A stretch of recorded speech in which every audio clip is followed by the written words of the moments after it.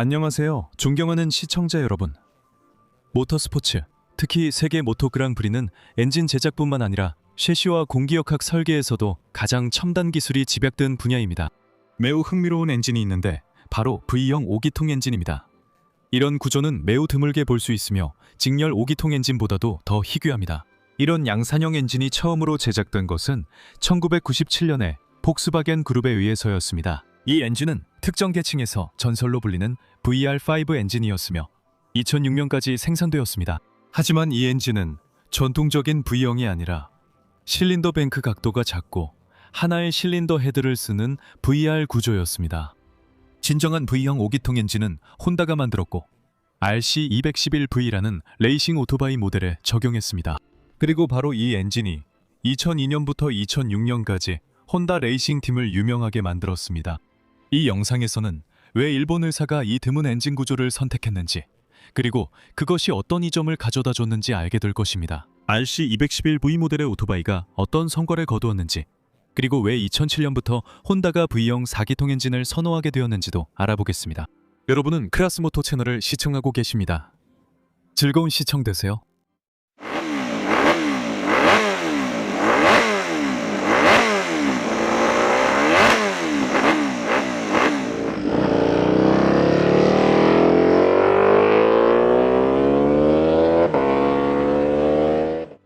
혼다 창립자인 소이치로 혼다는 항상 4행정 엔진을 좋아했습니다. 그는 이 행정 엔진을 싫어했지만 회사 설립 초기에는 실용적인 이유로만 생산했습니다. 1960년대에 혼다 회사는 4행정 엔진으로 세계 모터스포츠에 진출했습니다. 이 행정 엔진을 사용하는 경쟁자들과 경쟁하기 위해 혼다는 복잡한 다기통 엔진 설계를 선보였습니다. RC148과 RC149 모델에는 125cc 직렬 5기통 엔진이 탑재되었습니다. 250cc RC165와 RC166에는 직렬 6기통 엔진이 장착되었습니다. 하지만 이후 기술 규정에 제한이 생겼습니다. 경주에는 4기통 이하의 엔진만 출전할 수 있게 되었습니다. 혼다는 10년 넘게 모터스포츠 무대를 떠나 있었지만 1977년에 복귀를 결정했습니다. 427호 혼다는 여전히 4행정 엔진을 고집했습니다. 그와 그의 엔지니어들은 규정을 교묘히 피해 4행정 엔진의 NR500 모델로 2행정 경쟁자들을 압도하기로 결심했습니다. 이 모델은 V형 4기통 엔진에 타원형 피스톤, 실린더당 8개 밸브를 탑재했습니다. 믿기 힘든 기술이었지만 기적은 없었습니다. 오토바이는 여러 문제로 라이더들이 큰 성과를 내지 못했습니다. 결국 혼다는 흐름을 따르기로 했고 1982년 시즌을 맞아 V3 엔진을 탑재한 2행정 레이싱 모델 NS500을 출시했습니다. NS500은 427호의 철학과는 상반되었지만 매우 효율적인 레이싱 머신으로 입증되었고 프레디 스펜서가 운전하여 1983년 500cc 클래스 세계 선수권 대회에서 우승을 차지했습니다. 이미 1984년에는 2행정 V4 엔진을 탑재한 NSR500 모델이 경주에 참가했습니다. 그 순간부터 20세기 말까지 모토 그랑프리는 크게 변하지 않았습니다. 최고 클래스는 500cc였고 레이스에서는 강력한 2행정 엔진이 지배했습니다. 혼다는 이 기간 라이더 10회, 컨스트럭터 9회 타이틀을 차지하며 성공을 거뒀습니다. 5기통 V형 엔진을 탑재한 RC211V 모델의 설계에 앞서 2000년대 초 모토GP 레이싱 바이크의 모습을 결정짓는 한 사건이 있었습니다. 그리고 그것은 규정의 중대한 변화였습니다. 오랫동안 이어져온 500cc 2행정 엔진의 시대가 저물고 있었습니다. 수많은 장점에도 불구하고 이 행정 엔진의 발전은 배출가스 규제 강화 속도를 따라가지 못했습니다. 새로운 기술 규정의 첫 번째 버전은 2000년 중반에 참가자들에게 공개되어 그들에게 4행정 프로토타입을 설계하고 준비할 시간을 주었습니다. 최종 규정은 2001년 11월에 발표되었습니다. 최대 990cc의 4행정 엔진을 장착한 머신을 위한 새로운 클래스의 기반이 마련되었습니다. 첫 번째, 모토GP 시즌은 2002년 4월 7일 스즈카 서킷에서 열린 일본 그랑프리로 시작되었습니다. 그때까지 4개의 공장팀만이 4행정 머신을 갖추고 있었습니다. 혼다, 야마하, 스즈키, 그리고 아프릴리아입니다. 프라이빗 팀과 공장팀의 위성팀들은 개량된 2행정 모델을 사용했습니다. 4행정 머신, 이 바로 경주에서 이길 수 있다고 믿는 사람은 거의 없었습니다. 하지만 곧 그들이 더 강력하고 더 빠르며 조종하기에도 더 예측 가능하다는 것이 분명해졌습니다. 더 높은 토크도 도움이 되었습니다. 4 행정 엔진은 동일한 배기량에서 이 행정 엔진의 출력에 결코 도달하지 못했습니다. 그래서 그들에게는 거의 2배에 가까운 990cc의 배기량이 선택된 것입니다. 왜 정확히 1리터가 아니었을까요? 오토바이들은 절대로 양산 모델에서 차용된 것이 아닌 진정한 레이싱 프로토타입이어야 했습니다. 이 점을 강조하고 모토GP를 월드 슈퍼바이크와 구분하기 위해 엔진 최대 배기량을 1000cc가 아닌 990cc로 설정했습니다.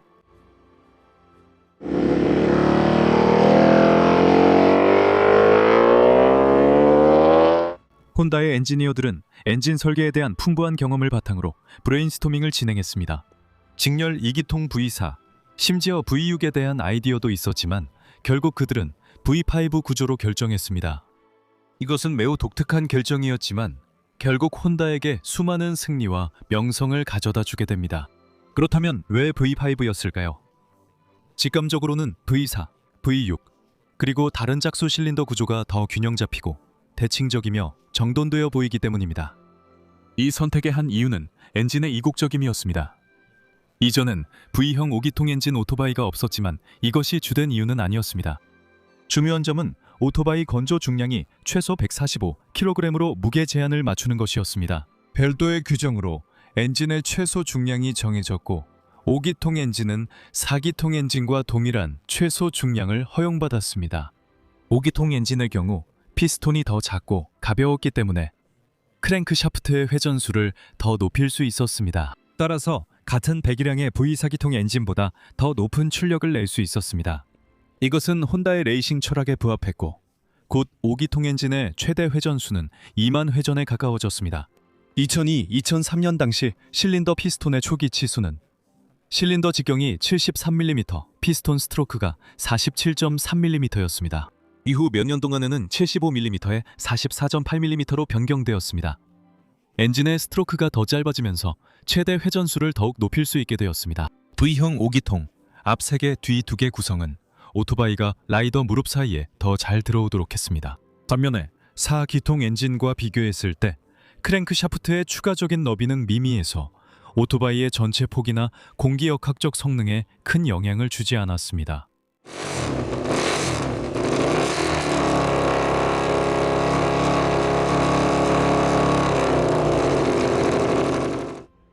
어떻게 하면 완벽한 균형의 V5기통 엔진을 만들 수 있을까요? 해결책은 정말 기발합니다. 여러분은 90도 각도가 아닌 균형이 맞지 않는 V4 엔진이 필요합니다. 90도 각도는 4기통 엔진의 1차 진동을 완벽히 균형 잡을 수 있게 해줍니다. 균형이 맞지 않는 4기통 엔진의 5번째 피스톤 핀, 커넥팅 로드를 추가하면 전체적으로 균형이 맞게 됩니다. 네, 실린더 뱅크 각도와 크랭크 핀의 위치를 조정해야 합니다. 4개의 실린더에는 같은 축에 위치한 2개의 크랭크 저널이 있습니다. 즉, 90도 V4 엔진처럼 오프셋 없이 배치되어 있습니다. 그리고 앞쪽 3기통 블록에 위치한 중간 피스톤의 커넥팅 로드는 크랭크 축의 3번째 별도의 저널에 연결되어 있는데 이 저널은 메인 저널과 104.5도 차이가 납니다. 실린더 블록 사이의 각도는 75.5도입니다. 그렇다면 왜 바로 75.5도일까요? 왜 80도, 나 65도 혹은 다른 각도가 아닌가요? 이 질문에 대한 답이 있습니다. 단기통 엔진을 한번 살펴봅시다. 피스톤은 상사점과 하사점 근처에서 최대 가속도를 얻게 됩니다. 그런데 중간쯤에서는 피스톤이 이미 가속을 했고 이제는 감속할 때가 됩니다. 이 순간 가속도는 0이 되고 최대 속도에 도달합니다. 바로 이때 피스톤은 크랭크 축에 관속력을 가하지 않습니다. 학교에서 배운 물리학에 따르면 힘은 질량과 가속도의 곱이고 여기서는 가속도가 0입니다. 논리적으로 생각하면 상사점이 0도라면 최대 속도는 크랭크 축이 약 9영도 회전했을 때쯤 나와야 합니다. 하지만 실제로는 그렇지 않습니다. 최대 속도는 더 일찍 크랭크 축이 75도에서 78도 정도 회전했을 때 도달합니다. 이 각도는 커넥팅 로드의 길이와 피스톤의 스트로크에 따라 달라집니다. 최대 속도는 여기서 커넥팅 로드의 운동학 덕분에 달성됩니다. 커넥팅 로드는 단순히 왕복 운동만 하는 것이 아니라 크랭크 축 저널을 중심으로 회전도 합니다. 그리고 크랭크 축이 90도까지 회전하면 실제로 피스톤 핀의 축과 크랭크 축의 축 사이의 거리가 바로 이 운동학 때문에 줄어드는 것을 알 수 있습니다. 바로 이 효과 때문에 피스톤이 최대 속도에 조금 더 일찍 도달하게 되는 것입니다. 이것은 거친 설명이었지만 우리에겐 충분합니다. 자, 혼다의 엔지니어들은 새로운 엔진알 피스톤 행정, 커넥팅 로드의 길이를 계산해서 75.5도의 결과를 얻습니다. 이 각도에서 두 실린더 블록을 배치합니다. 그럼 V형 5기통 엔진에선 어떤 일이 생길까요? 이제 각도가 90도가 아니기 때문에 V4 엔진처럼 밸런스를 기대할 수 없습니다. 앞쪽에 있는 두 개의 피스톤, 즉 3개 중에 포함된 피스톤상이 상사점에 있을 때 만약 각도가 90도였다면 그들의 질량이 균형을 이뤘을 것입니다.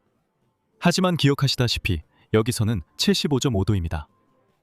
같은 순간에 두 개의 뒤쪽 피스톤은 최대 속도 상태에 있어서 크랭크 축에 관성힘을 가하지 않습니다. 결국 우리는 어떤 관성력을 얻게 될까요?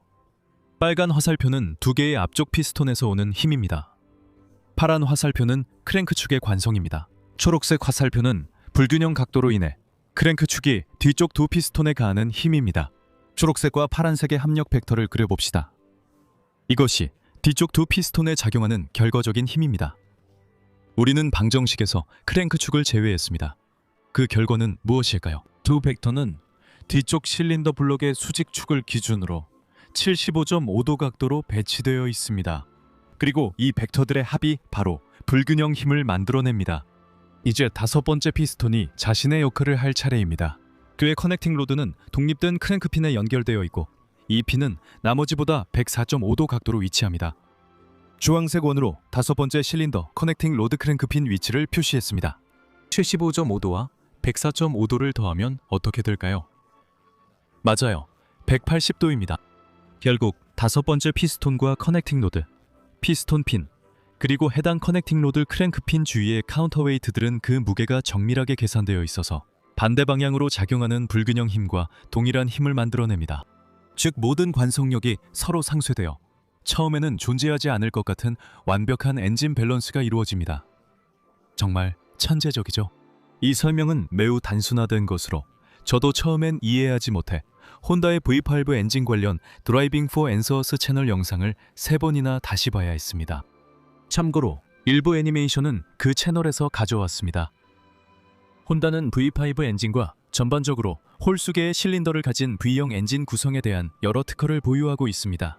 그리고 거기에는 물론 모든 것이 공식, 그래프, 도면 등으로 자세하게 설명되어 있습니다.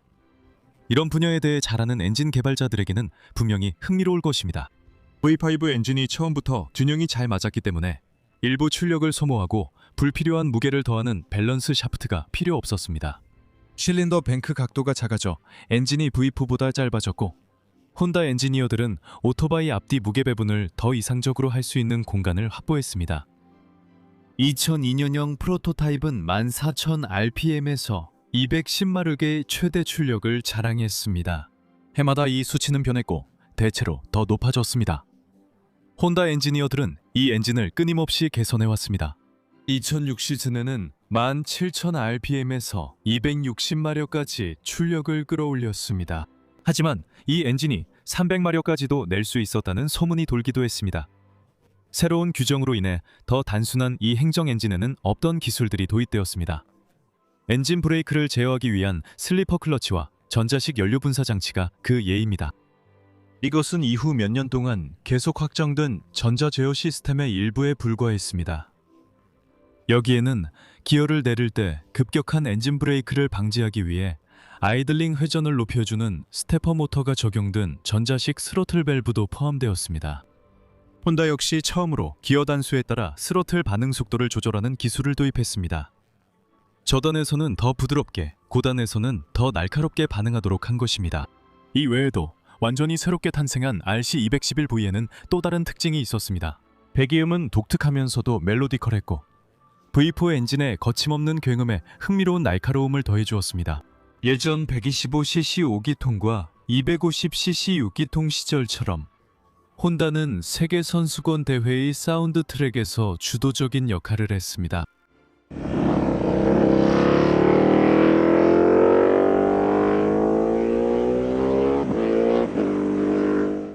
2002년에는 RC211V를 타고 발렌티노 로시가 출전했습니다. 처음에는 이 전설적인 라이더도 새로운 바이크에 적응하지 못했습니다. 그는 라이딩 포지션이 어색했고 4 행정 엔진의 특성도 익숙하지 않았습니다. 하지만 혼다는 2002년 시즌 첫 번째 라운드에서 우승했습니다.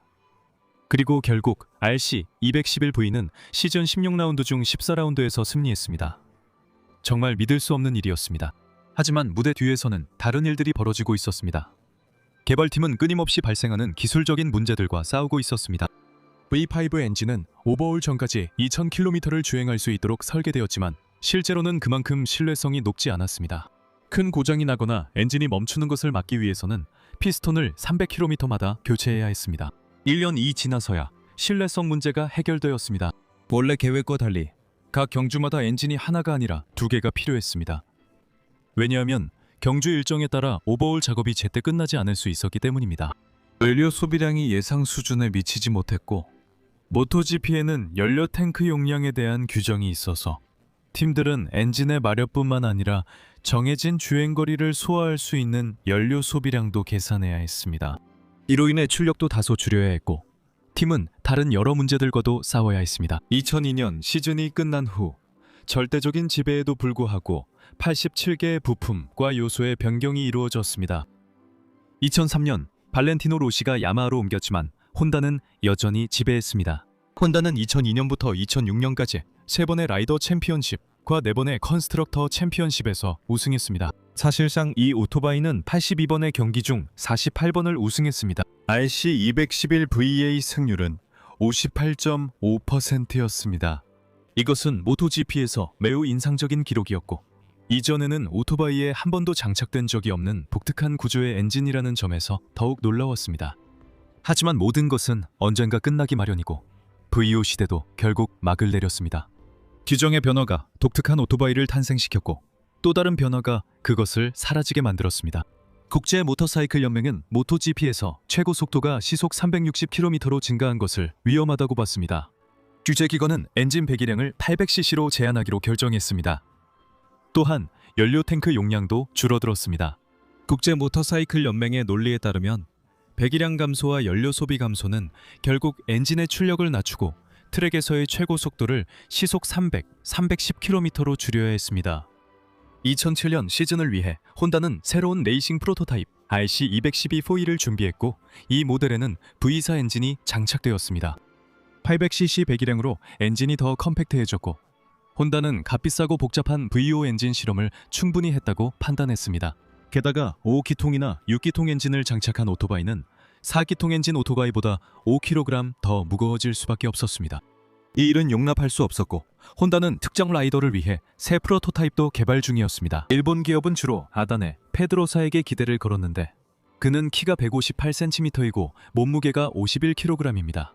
RC212V는 아주 작았습니다. 또 다른 라이더인 니케이드는 키가 173cm라서 새로운 혼다의 카울 뒤에 제대로 숨을 수도 없었습니다.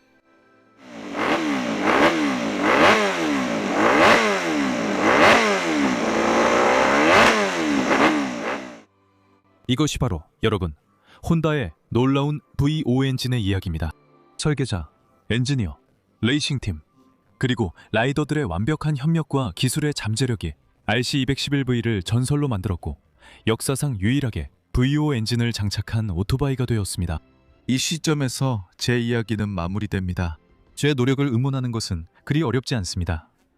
좋아요, 댓글, 구독은 언제나 환영입니다. 그리고 가장 좋은 것은 이 영상을 좋은 지인들과 공유해 주시는 것입니다. 시청해 주셔서 감사합니다. 채널 크라스모토였습니다. 다음에 만나요.